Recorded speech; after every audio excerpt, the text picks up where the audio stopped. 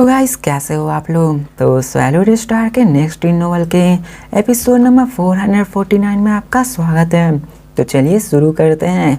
तो जैसा कि हमने पिछले एपिसोड में देखा कि लू फेंग अभी जाने वाला था यूनिवर्स ओशन में। सब लोग टेलीपोर्ट करके आगे बढ़ने लगते हैं और तभी दिखाया जाता कि वो लोग एक वर्ड स्पेस में आ जाते हैं जहाँ पे प्राइमा के सिटी लीडर कहते हैं कि 3 यूनिवर्स रिइंकार्नेशन इराज यहाँ पे डजन ऑफ पावर्स में बटी हुई है। टोटल 100 पावर्स बंदे जितने भी रेसेस है वहाँ पे मौजूद हैं। ये जितने भी 100 पावर्स हैं वो सभी को 2 होली ग्राउंड से कंपेयर नहीं किया जा सकता है। ये 100 पावर्स थोड़े से कमज़ोर हो जाते हैं 2 होली ग्राउंड से, क्योंकि ये दोनों होली ग्राउंड्स बहुत ज़्यादा पावरफुल होते हैं। अगर 1 to 1 पावर्स का बात की जाए तो कोई भी उसके सामने नहीं टिक सकता है। अगर हम लोग पूरे के पूरे इंटायर यूनिवर्स को देखें तो यहाँ पे रीइंकार्नेशन के ही इंडिविजुअल पावर्स नहीं हैं, बल्कि ये और भी ज़्यादा स्ट्रांग होती जाती हैं। और मेरा ये गेस है कि यहाँ पे हमारे ये जो 2 होली लैंड्स हैं हमारे इंटायर प्राइमर यूनिवर्स की पावर की जितनी बराबरी रखती हैं। अब इंटायर प्राइमर यूनिवर्स में ह्यूमंस डेमंस ये सभी आते हैं। तो ये सुनकर लू फेंग पूरी तरह से शॉक हो जाता है कि उनकी पावर हमारे पूरी प्राइमर यूनिवर्स जितनी है। अब यहाँ पे कई सारे यूनिवर्स सुप्रीम मास्टर्स थे। प्राइमर यूनिवर्स में होंगलैंड के पास 30 यूनिवर्स मास्टर थे। टॉप 9 पावर्स के पास टॉप टायर 12 पावर्स थे। उन सब की हाईएस्ट पावर भी टॉप टायर लेवल्स की थी, लेकिन फिर भी यहाँ पे इन सब को मिलाने के बाद भी वो सब इनके सामने कुछ नहीं है, क्योंकि प्राइमर यूनिवर्स में एटलीस्ट 100,000 यूनिवर्स मास्टर थे और कपल्स ऑफ सुप्रीम बीइंग्स थे जो कि 1000 यूनिवर्स मास्टर के भी क्लोज थी। और यहाँ पे इन सब का कम्पिटिटिव था। यहाँ पे लोग प्राइमर के सिटी लीडर कहते हैं कि शौक मत हो, अगर यहाँ पे दोनों होली ग्राउंड्स को मिला दिया जाए तो total quantity of universe master भी हमारे प्राइमर यूनिवर्स के मैचअप नहीं कर पाएंगे। वहाँ पे काउंटलेस साइकिल ऑफ रीइंकार्नेशन से वो लोग यहाँ पे हुए हैं। इन टर्म्स ऑफ क्वांटिटी यहाँ पे क्वालिटी में भी वो सब टॉप नॉच में है। अगर यहाँ पे वो अपने कंफर्म जोन से निकल कर यहाँ पे आगे बढ़ना शुरू कर दें तो वो अपने स्ट्रॉन्गेस्ट टेक्निक तक को कंप्रीहेंड कर सकते हैं। अब ये सुनकर तो लू फेंग शॉक हो जाते कि क्या स्ट्रॉन्गेस्ट टेक्निक। यहाँ पे जिसके पास भी स्ट्रॉन्गेस्ट टेक्निक होता है वो बहुत ही पावरफुल होता है। इसके बाद प्राइमर के सिटी लीडर ऐसे ही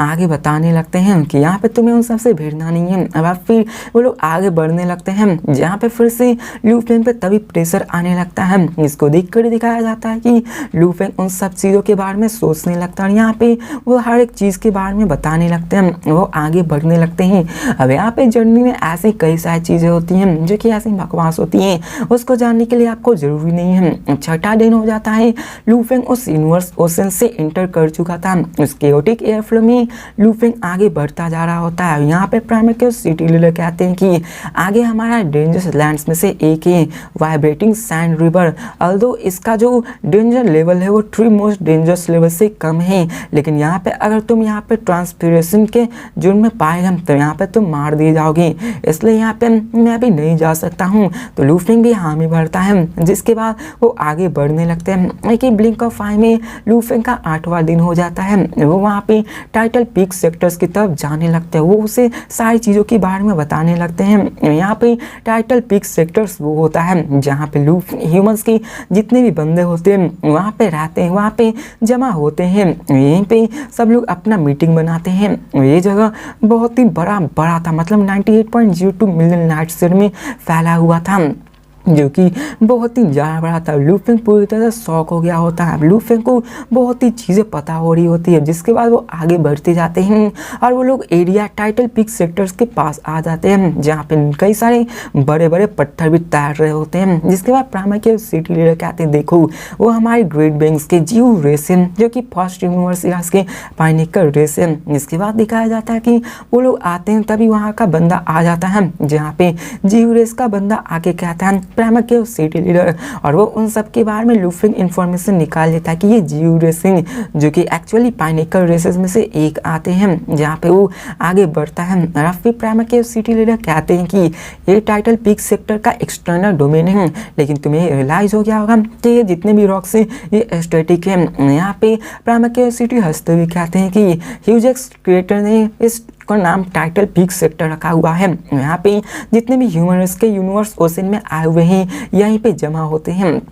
अब लूफिंग यहाँ पे सारी चीज़ें समझ रहा होता है। लूफिंग को भी बहुत सारी चीज़ें नहीं पता होती हैं, जिसके बाद वो लोग आगे बढ़ने लगते हैं। फिर यहाँ पे एक बंदे को दिखाया जाता है जो कहता है प्रामा केओस सिटी लीडर, वहीं पे दूसरा कहता है प्रामा केओस सिटी लीडर आप आ गए, क्या आपने लूफिंग को ले आया है। यहाँ पे सब लोग जानते थे कि प्रामा केओस सिटी लीडर लूफिंग को लाने वाले हैं, जो कि लूफिंग ह्यूमन का एक टॉप जीनियस में से एक था।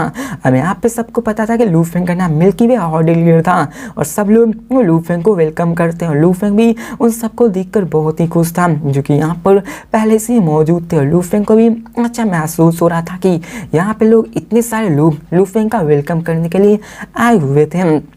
और फिर हमें गॉली पैलेस 7 यूनिवर्स मास्टर को दिखाया जाता है, जहाँ पे सभी लूफिंग का स्वागत कर रहे होते हैं। लूफिंग चाहता है देखता है जहाँ पे पेंगोंग master, absolute darkness master, firestone master, witch prison master ये सभी आए हुए थे। पेंगोंग मास्टर लूफिंग से कहते हैं कि ये तुम्हारा पहला दफ़ा यूनिवर्स ओशन में आने के लिए और हम लोग तुम्हारा वेलकम कर रहे हैं, यहाँ पे तुम्हें बहुत ही केयरफुल होना होगा। लूफिंग यहाँ पे ऐसे ही बैठा हुआ था और सब चीज़ आराम से चल रहा था। प्रामा केओस सिटी समझाते हैं कि ये जगह बहुत ही खराब है, बहुत ही डेंजरस है, इसलिए तुमको संभाल कर रहना होगा। तभी वहाँ पे फायर स्टोन्स होता है जो क्या आता है मिल्की वे हॉर्डे लीडर। अल्दो यहाँ पे तुम एंडलेस ट्विटर्स और इटर्नल लाइफ को चाहते हो, लेकिन मैं तुम्हें कुछ वार्निंग्स दे देता हूँ। अब लूफिंग कहता है प्लीज आप कहिए। यहाँ पे उन्हें सुना था कि फायर स्टोन मास्टर स्टूबन और स्ट्रेट फॉरवर्ड होते हैं और लूफिंग ये देखकर जान गया होता है। जिसके बाद वो कहते हैं कि तुम्हारी पावर इनफ नहीं है कि तुम outer area of title peak sector में जा सको, लेकिन देखा जाए तो ये इनफ नहीं है तुम्हें अकेले जाने के लिए, इसलिए तुम्हें यहाँ पे universe supreme master first era से दूर रहना पड़ेगा। जिसके बाद दिखाया जाता है कि वो आगे कहते हैं कि तुम्हें उन सब से जितना हो सके बचकर रहना होगा। अब सॉरी अगर कुछ बैकग्राउंड में वॉइस आ रही होगी, क्योंकि यहाँ पे आजकल ऐसा ही माहौल चल रहा है, जिसके कारण बैकग्राउंड वॉइस को थोड़ा सा मिटा पाना थोड़ा सा मुश्किल हो रहा है। तो आप लोग अभी के लिए एडजस्ट कर लेना अगर कोई बैकग्राउंड नॉइज आए तो आप फिर यहाँ पे आगे वो सारी चीज़ें बताने लगते हैं कि तुम्हें कैसे संभाल कर रहना चाहिए। जो फर्स्ट एरा के जितने भी बंदे हैं उन सबसे हो सके तो तुम्हें हटना होगा। वो सभी बहुत ही पावरफुल होते हैं, उनके पास मल्टीपल बॉडीज होती हैं, उनके पास ट्रूथ वजह होती हैं। यहाँ पे तुम्हें पता होना चाहिए कि वो पागलों जैसा बिहेव करते हैं, वो तुम्हें पूरी मौत तक मारेंगे। जब तक तुम मर नहीं जाते तब तक वो तुमको मारते रहेंगे। इसके बाद एब्सोल्यूट डार्कनेस मास्टर कहते हैं कि हम उन्हें नहीं ब्लेम कर सकते हैं, वो इनकार्नेशन के जनरेशन के बंदे हैं। अगर वो बिग बैंग के ओरिजिनल यूनिवर्स को भी सर्वाइव कर गए हैं और इसी कारण तो वो लिव कर रहे हैं, और ऐसा टाइम आएगा तो फर्स्ट यूनिवर्स इराज के मरेंगे, सुप्रीम मास्टर भी मरे जाएंगे। अब यहाँ पे ऐसे ही 3 इराज मोस्ट होते हैं। अब 3 इराज तक ही कोई जिंदा रह सकता है, लेकिन जो पावरफुल होते हैं वो 3 इराज तक को सर्वाइव कर पाते हैं। मतलब 3 इराज मतलब 3 री इनकारनेशन को। अब यहाँ पे 2 सेंचुरीज के अलावा कोई भी यहाँ पे नहीं 3 इराज को सरपास कर पाया है, और इसी कारण ये बहुत ही पावरफुल माने जाते हैं। यहाँ पे ऐसी कई सारी चीज़ें डिस्कशन होने लगती हैं, जिसके बाद प्रामा केओस सिटी लीडर कहते हैं कि फर्स्ट यूनिवर्स इरा ने एक्सटेंशन को फेस किया था, जिसके कारण उन्होंने अपने आप को पागलों की तरह ट्रेन किया था, जिसके कारण वो स्ट्रॉन्ग होते गए हैं और यही 2 सेंचुरी सक्सीड हो पाए, जिसके कारण यही आज ये 2 होली लैंड्स के नाम से मशहूर हैं और इतने ज़्यादा पावरफुल हैं। फायरस्टोन मास्टर कहते हैं कि इतना ही नहीं, तुम्हें फर्स्ट यूनिवर्स एरा से नहीं बल्कि जितने भी टॉप 10 यूनिवर्स मास्टर हैं और भी 2 सेंचुरीज के उन सबको अवॉइड करना होगा, क्योंकि ये सभी तुमसे बहुत ज़्यादा पावरफुल हैं। यहाँ पे लूफिंग आगे बढ़ता है तो फायरस्टोन कहता है कि मैं जानता हूँ तुम अपसेट हो हमारे होंगलैंड के लिए, लेकिन अगर तुम खतरों में आओगे तो तुम हमें रिपोर्ट कर सकते हो। तो लूफिंग कहा था मैं समझ गया। अब लूफिंग यहाँ पे थोड़ा सा डिस्प्लीज था, क्योंकि वो यहाँ पे सबको दिखाना चाहता था कि आखिर वो क्या कर सकता है। अब सुन यहाँ पे Lord master, remote ocean, Pangong master, absolute darkness master ये सभी अपने एडवेंचर पे निकल जाते हैं, और लूफिंग यहाँ पे सोचता है कि आखिरकार फायरस्टोन का कहने का क्या मतलब था, कि क्या मैं कमजोर हूँ। और वो कहता है कि देखना मैं एक दिन सबको दिखा दूंगा कि यहाँ पे मैं कितना ज़्यादा पावरफुल हूँ। और अब फिर हमें यहाँ पे दिखाया जाता है लूफिंग और प्रामा केओस सिटी वहीं बचते हैं, जहाँ पे प्रामा केओस सिटी लीडर कहते हैं लूफिंग मैं एडवेंचर पे चलता हूँ, जहाँ पे वो कहता है कि अगर तुम्हें कुछ काम होगा तो मुझे कांटेक्ट कर सकते हो। लूफेंग भी हामी भरता है, जिसके बाद वो वहाँ पे ओके कहते हैं, इस्तेमाल करते डिसअपीयर हो जाते हैं। अब यहाँ पे लूफेंग कहता है कि मुझे पावरफुल होना होगा, मुझे टाइटल पिक सेक्टर्स और ग्रेट बैंक्स के बारे में इंफॉर्मेशन को स्टडी करना होगा, जिसके कारण लूफेंग उसको पढ़ना स्टार्ट कर देता है।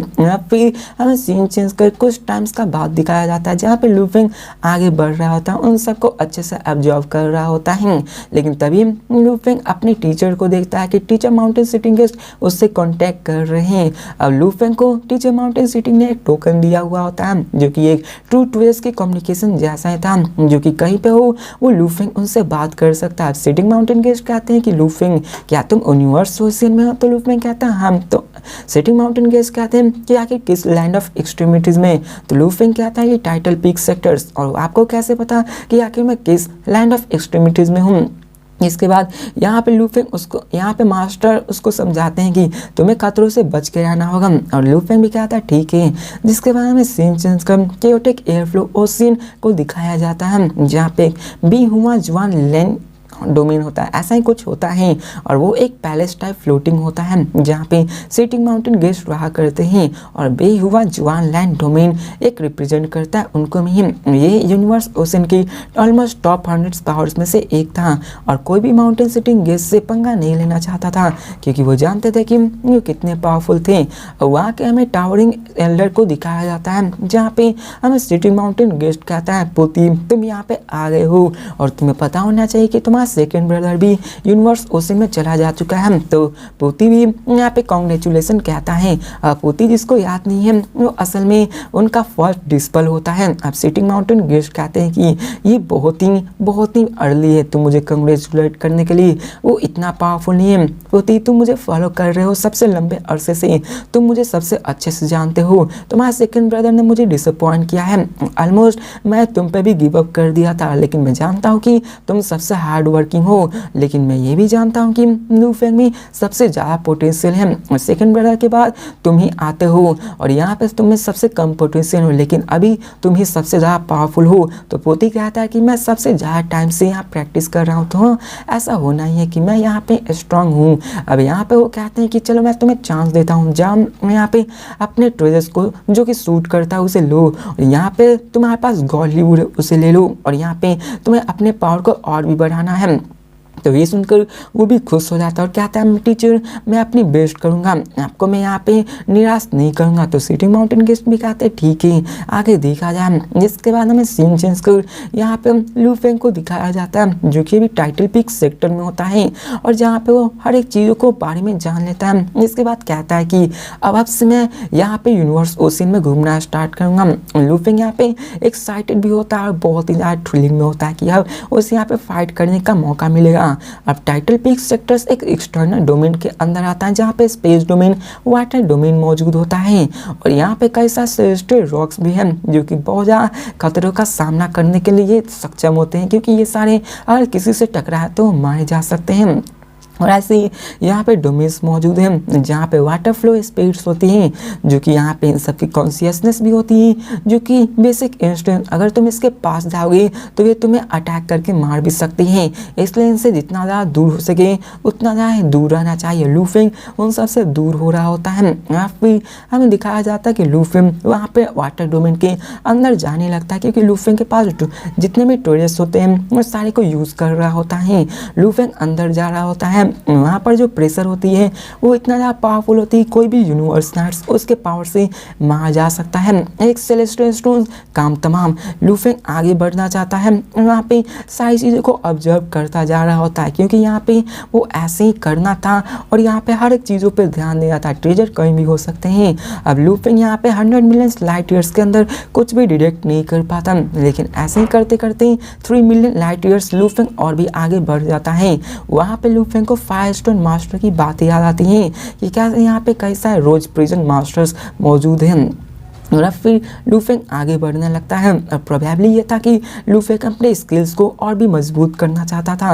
और फायर स्टोन मास्टर ने जो लूफेंग को इतना नीचा दिखाया था कि लूफेंग कुछ भी नहीं कर सकता है, लूफेंग को दिखाना था। यहाँ पे हमें दिखाया जाता है कि ऐसे जर्नी स्टार्ट हो जाती है और लूफेंग कहता है कि मैं दिखा के रहूँगा कि आखिर मैं क्या कर सकता हूँ। और फिर हमें फायर स्टोन मास्टर को दिखाया जाता है जहाँ पे वो भी आगे बढ़ रहे होते हैं और वो भी लूफेंग के यहाँ पे आने से थोड़ा सा नाखुश होते हैं कि आखिर इतना कमजोर होने के बाद भी लूफेंग यहाँ पे कैसे आ गया। और वो कहता है कि अगर लूफेंग को कभी भी मदद की जरूरत हुई तो मैं उससे मदद करूंगा और मैं उसके दिखा दूंगा कि मैं उससे ज़्यादा पावरफुल हूँ। अब यहाँ पे सबके आने से कई सारे ऐसे बंदे थे जो कि लूफेंग से नाखुश हैं। अब वो वाटर के डोमेन के अंदर और भी अंदर जाने लगता है ताकि वहाँ से वो ट्रेजर्स को ले सकें, लेकिन तभी उसे एक रियलाइजेशन होता है कि वहाँ पे एक सील्ड स्पेस है। अब सील्ड स्पेस में वहाँ पे हो सकता है ट्रेजर्स होने की संभावना ज़्यादा होंगी, जिसके कारण वो आगे बढ़ने लगता है। लेकिन तभी वहाँ पे एक और बंदा